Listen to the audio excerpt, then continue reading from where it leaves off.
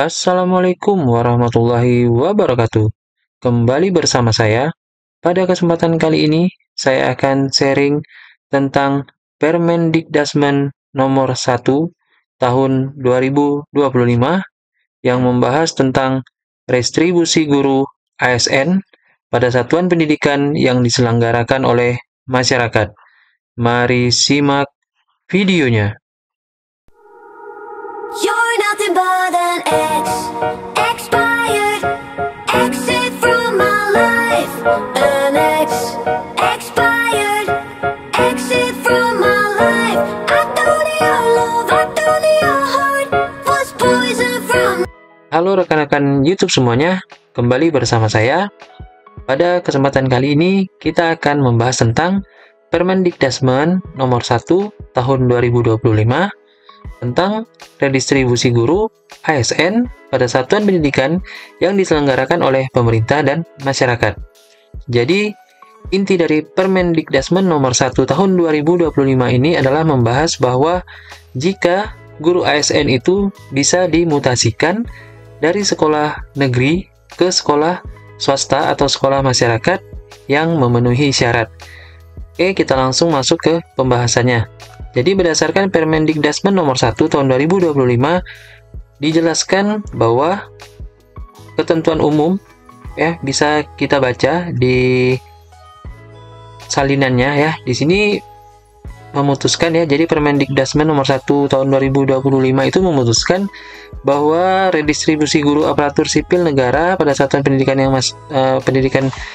yang diselenggarakan oleh masyarakat atau pemerintah ya. Nah, kemudian bab pertamanya ketentuan umum ya bisa kita baca atau bisa kalian baca. Nanti saya akan sertakan filenya di kolom deskripsi, jadi kalian bisa baca semuanya dari awal ya. Di sini kita akan membahas hal-hal yang penting saja. Ya, jadi seperti yang kita ketahui ya, yang pertama itu ASN itu terdiri atas dua, yaitu PNS, kemudian P3K ya. Jadi PNS itu ada dua. Yang pertama PNS, pegawai negeri sipil, dan yang kedua itu P3K ya, atau pegawai pemerintah dengan perjanjian kerja. Kemudian guru ya, jadi guru itu adalah pendidik profesional dengan tugas utama mendidik, mengajar, membimbing ya. Kemudian satuan pendidikan ya, atau yang biasa kita sebut sekolah ya, jadi itu adalah kelompok layanan pendidikan yang menyelenggarakan pendidikan pada jalur pendidikan formal dalam setiap jenjang ya, baik PAUD, SD, TK, SMP atau SMA dan SMK ya, dan jenis pendidikan. Kemudian yang digarisbawahi di sini adalah redistribusi ya, itu adalah penunjukan guru ASN pada satuan pendidikan yang diselenggarakan oleh pemerintah daerah ke satuan pendidikan yang diselenggarakan oleh masyarakat. Nah, jadi itu. Nah, jadi untuk Permendikdasmen nomor 1 ini ya, jadi di sini di bab 2 dijelaskan tentang redistribusi guru ASN. Nah, jadi yang pertama ya, seperti yang sudah saya bahas di awal tadi, guru ASN itu terdiri atas dua ya, PNS dan P3K. Kemudian ASN itu, guru ASN sebagaimana dimaksudkan pada ayat yang 1 dapat direstribusikan pada satuan pendidikan yang diselenggarakan oleh masyarakat. Nah, jadi guru ASN itu bisa direstribusikan atau bisa dimutasikan tempat tugasnya di satuan pendidikan yang diselenggarakan oleh masyarakat ya, di dalam hal ini sekolah swasta ataupun sekolah yayasan. Kemudian di pasal 3 dibahas di sini ya, redistribusi guru ASN sebagaimana dimaksud pada pasal 2 dipertimbangkan melalui kebutuhan guru pada satuan pendidikan yang diselenggarakan oleh pemerintah daerah dan masyarakat yang diperoleh dari data pokok pendidikan kementerian atau Dapodik. Nah, jadi pertimbangan ya mutasi guru ASN itu dari sekolah negeri ke sekolah swasta itu melalui pertimbangan ya.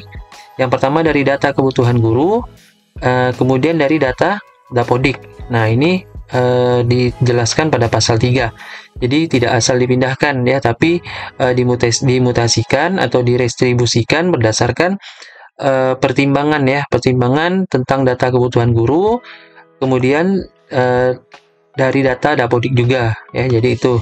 Kemudian untuk kriterianya ya, bagian kedua kriteria guru. Jadi untuk guru PNS itu yang redistribusikan atau yang bisa dimutasikan itu harus memenuhi beberapa kriteria ya. Di sini bisa kita baca ya, yang jelas memiliki kualifikasi ijazah. Yang pertama itu wajib S1 atau D4 ya. Kemudian memiliki golongan paling rendah ya, penata muda tingkat 1 atau golongan ruangnya 3B ya. Jadi paling rendah itu 3B. Kemudian memiliki nilai penilaian kinerja dengan predikat baik, paling rendah ya, paling rendah predikat baik selama 2 tahun. Kemudian sehat jasmani dan rohani, bebas dari narkoba. Kemudian tidak pernah dihukum ya, hukuman disiplin atau tidak sedang dalam hukuman ya, jadi tidak sedang dalam hukuman. Kemudian yang terakhir itu tidak sedang menjadi tersangka, terdakwa atau tidak pernah terpidana. Nah, jadi ini untuk kriteria guru PNS yang bisa diredistribusikan atau dimutasikan ke sekolah swasta. Kemudian untuk guru P3K ya, kurang lebih sama dengan guru PNS. Itu kriterianya yang pertama memiliki ijazah S1 atau D4, kemudian memiliki jabatan paling rendah guru ahli pertama. Nah, jadi kalau untuk P3K itu jabatan paling rendahnya itu adalah guru ahli pertama atau golongan 9 biasanya. Kemudian yang ketiga memiliki penilaian kinerja guru baik ya, paling rendah itu baik. Kemudian sehat jasmani, rohani dan bebas dari narkoba. Kemudian tidak pernah dikenai sanksi atau hukuman atau pidana. Kemudian tidak sedang menjadi tersangka, terdakwa atau tidak pernah menjadi terpidana. Nah, jadi itu adalah kriteria guru ASN yang bisa diredistribusikan dari sekolah swasta, dari sekolah negeri ke sekolah swasta atau sekolah yang didirikan oleh masyarakat.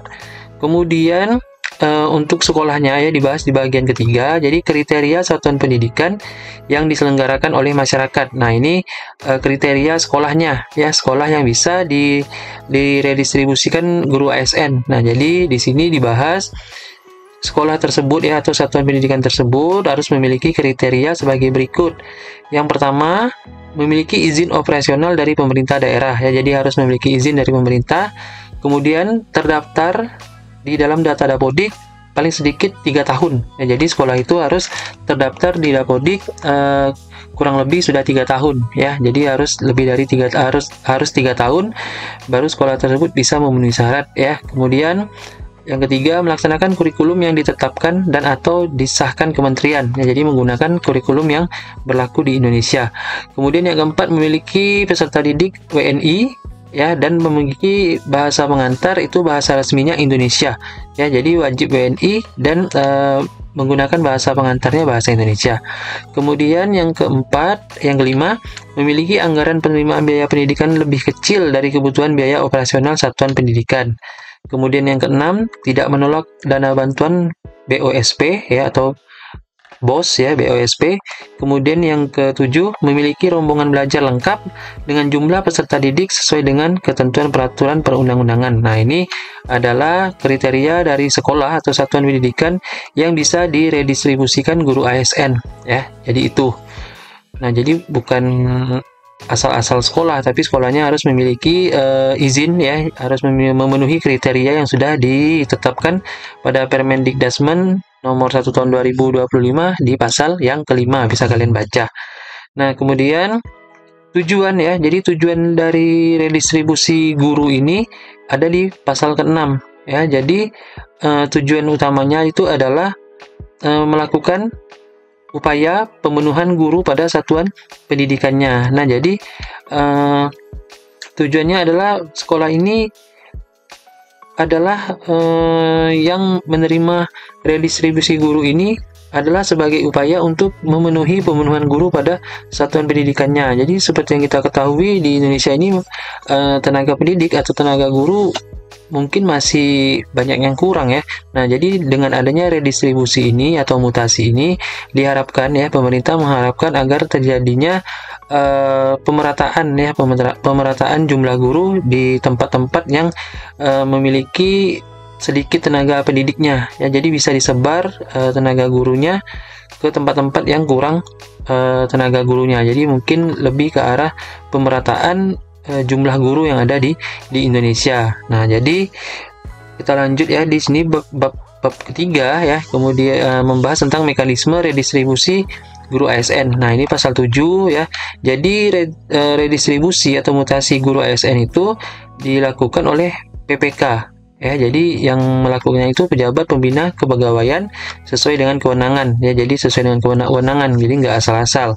Kemudian redistribusi guru ASN yang kedua ya, sebagaimana dimaksud pada ayat 1, dilaksanakan setelah mendapat rekomendasi dari tim pertimbangan redistribusi guru ASN. Jadi nanti PPK ya melakukan pengajuan ya atau kewenangannya setelah mendapat rekomendasi dari tim pertimbangan redistribusi guru ASN. Nah, jadi tim redistribusi guru ASN itu ya terdiri dari 2 unsur.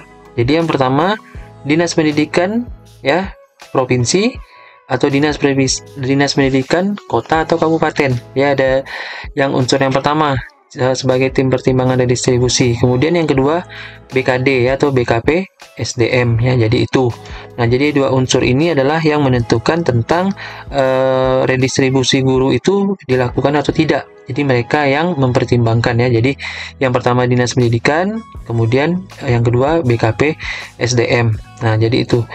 Kemudian di poin 4, tim pertimbangan redistribusi guru ini ditetapkan oleh PPK tadi ya, ditetapkan oleh PPK tadi. Nah, jadi tim ini ditunjuk oleh PPK sebagai tim pertimbangan redistribusi guru ya, sesuai dengan mekanisme dan prosedur yang ada nantinya.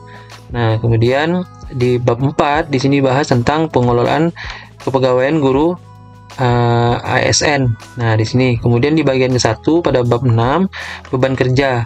Jadi beban kerja itu untuk guru ya, untuk guru yang diredistribusikan itu sesuai dengan ketentuan peraturan perundang-undangan. Jadi nggak ada yang berubah, semuanya tetap diatur dalam peraturan perundang-undangan. Nah, di sini kita masuk ke bagian kedua, yaitu yang bagian penting juga di pasal 8 di pasal 9 dia membahas tentang jangka waktu. Nah, jadi jangka waktu guru yang diredistribusikan itu jangka waktunya adalah 4 tahun. Ya, 4 tahun dan dapat diperpanjang 1 kali. Jadi waktu yang pertama itu 4 tahun dan bisa diperpanjang lagi 1 kali. Berarti 1 kali lagi itu berarti ditambah lagi 4 tahun. Jadi maksimalnya 8 tahun. Nah ya, jadi maksimal mengabdi di sekolah yang sudah ditentukan ya, baik sekolah negeri maupun sekolah swasta, itu maksimal 8 tahun ya. Jadi itu jangka waktu 4 tahun dan bisa diperpanjang 1 kali. Kemudian di poin yang kedua, ketentuan sebagaimana dimaksud pada ayat 1 dikecualikan ya. Jadi dikecualikan, jadi tidak mesti 4 tahun ya, jika kebutuhan guru pada satuan pendidikan yang diselenggarakan oleh masyarakat setelah terpenuhi. Nah, jadi bisa kurang dari 4 tahun ya. Jadi kalau misal di sekolah tersebut sudah terpenuhi ya, kebutuhan gurunya sudah terpenuhi, maka nanti dia guru itu bisa diredistribusikan ke sekolah yang lain. Jadi nggak mesti 4 tahun ya, bisa 2 tahun atau nanti masuk masa pensiun, nah masuk lagi guru yang lain, guru yang baru ya. Jadi seperti itu. Jadi tidak mesti 4 tahun ya. Kalau di sekolah itu sudah terpenuhi jumlah kebutuhan gurunya, dia nanti bisa dimutasikan ke tempat yang lain ya. Di pasal 9 di poin 2 di ayat 2 ini sudah dijelaskan. Nah, untuk yang lain ya, untuk pasal 10 membahas tentang penilaian kinerja, ini bisa kalian baca sendiri ya, karena dia berhubungan dengan penilaian kinerja guru ya, biasanya berhubungan dengan SKP ya, seperti itu. Kemudian berhubungan dengan pengembangan kompetensi. Kemudian yang selanjutnya pengembangan tentang pembinaan karir ya. Dan di bab 5 membahas tentang pelaporan, pengawasan, dan pengendalian. Nah, jadi untuk poin-poin lain kalian silahkan baca sendiri ya, kita hanya bahas di poin-poin pentingnya saja. Nah, jadi kesimpulannya adalah di Permendikdasmen nomor 1 ya tahun 2025 itu ya membahas tentang redistribusi guru. Jadi kesimpulannya bahwa nanti itu untuk guru ya, terutama bagi yang P3K ya, kemarin keputusannya kan P3K itu katanya nggak bisa pindah ya, nggak bisa mutasi. Nah, dengan adanya Permendikbud nomor 1 tahun 2025 ini bahwa menekankan ya bahwa nanti baik PNS maupun P3K dari satuan pendidikan negeri itu bisa pindah ke sekolah swasta atau sekolah yayasan yang sudah memenuhi syarat. Nah, jadi dengan kata lain pada intinya, jadi sekarang mulai tahun 2025 ya, guru ASN itu bisa mutasi ya ke sekolah swasta atau sekolah yang diselenggarakan oleh masyarakat selama sekolah itu sudah memenuhi syarat dan kriteria yang ditetapkan oleh pemerintah sesuai dengan Permendikdasmen nomor 1 tahun 2025.